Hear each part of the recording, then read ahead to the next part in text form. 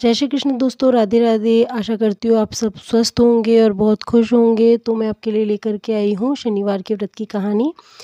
यादव कुलश्रेष्ठ नंद नंदन श्री कृष्ण जी की श्रेष्ठ पटनारिणी का नाम रुक्मिणी महारानी था। रुक्मिणी जी की एक छोटी बहन थी जो बहुत ही कर्कशा, कलाकारिणी और दरिद्र प्रकृति की स्त्री थी। इस कारण कोई भी राजकुमार उनके साथ विवाह नहीं करता था। एक दिन रुक्मिणी ने भगवान से प्रार्थना की कि मेरी बहन बहुत बड़ी हो गई है, कोई उसके साथ ब्याह नहीं करता, इसलिए आप कृपा करके कहीं उनका विवाह करा दीजिए। श्री कृष्ण भगवान ने उत्तर दिया, जब वह पूरी कुलक्ष्मी कर्कश और कलाकारिणी है तो वह जिस घर में जाएगी उसी घर का सर्वनाश करेगी।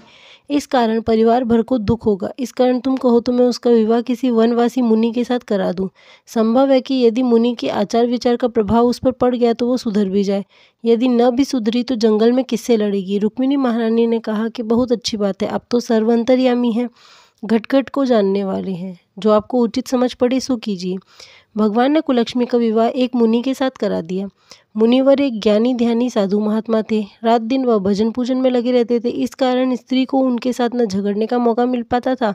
परंतु जब मुनि भगवान का पूजन करके संध्या सवेरे शंख बजाते थे तो उनकी स्त्री धाड़ मार मार कर रोती थी। इस बात से मुनि को बड़ा दुख हुआ कि यदि और कुछ नहीं तो इसके कारण निश्चिंतता पूर्वक भजन पूजन भी नहीं कर सकते। एक दिन मुनि ने उनसे पूछा कि तुम सच कहो, तुमको क्या अच्छा लगता है, जिस बात में तुम्हारा जी लगे उसी के अनुसार मैं तुम्हारा प्रबंध कर दूंगा। वे बोली कि जितने काम तुम करते हो उन सबसे मुझे घृणा है। पितृ देवार्जन, दान पुण्य, होम जप कर्मादि कर्मों से मुझको बड़ी घृणा होती है। मुझे तो ऐसी जगह अच्छी लगती है जहाँ खूब कलह होता है, जीवों को उत्पीड़न और संताप दे करके मुझे प्रसन्नता होती है। तब मुनि ने कहा, अच्छा मेरे साथ चलो, मैं तुमको ऐसे ही योग्य स्थान पर पहुँचा देता हूँ जहाँ तुम्हारा जी लगेगा। तब स्त्री मुनि के साथ चल पड़ी। मुनि सघन जंगल में एक ऊंचा पीपल का पेड़ देखकर स्त्री को उसी पर बिठाकर आप अपने आश्रम को चले आए।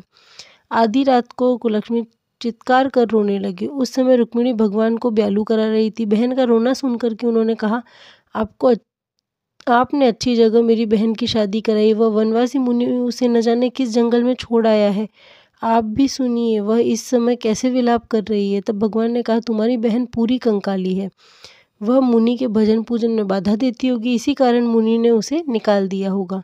संसार में भले के साथी सब होते हैं, बुरे का साथी कोई नहीं होता। तब रुक्मिणी ने फिर प्रार्थना की कि अब उसका निर्वाह कैसे होगा, कुछ तो उपाय कीजिए। भगवान ने कहा, अच्छा मैं देखता हूँ।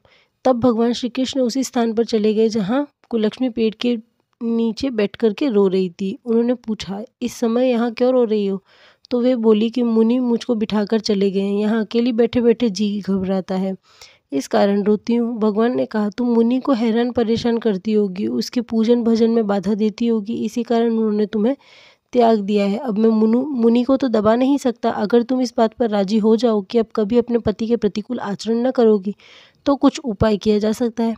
यह सुनकर के वे बोली कि मैं आपकी आज्ञा मानने को तैयार हूँ, पर क्या करूँ, अपने स्वभाव से लाचार हूँ। इस पर भगवान ने कहा कि ऐसी कलाकारिणी के लिए तो एकांतवास से अच्छा और कोई उपाय नहीं हो सकता।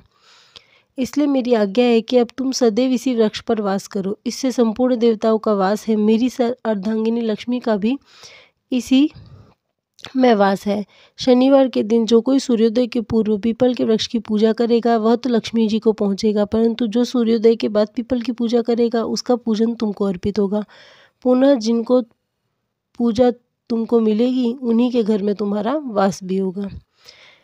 कहानी अच्छी लगी हो तो चैनल को लाइक, शेयर एंड सब्सक्राइब जरूर कीजिएगा और कमेंट करके ज़रूर बताइएगा कि आप और कौन सी कहानी जानना चाहते हैं, और बेल आइकन दबाना ना भूलें ताकि आने वाली नई कहानियों का नोटिफिकेशन आपको टाइम पे मिल जाए। राधे राधे दोस्तों।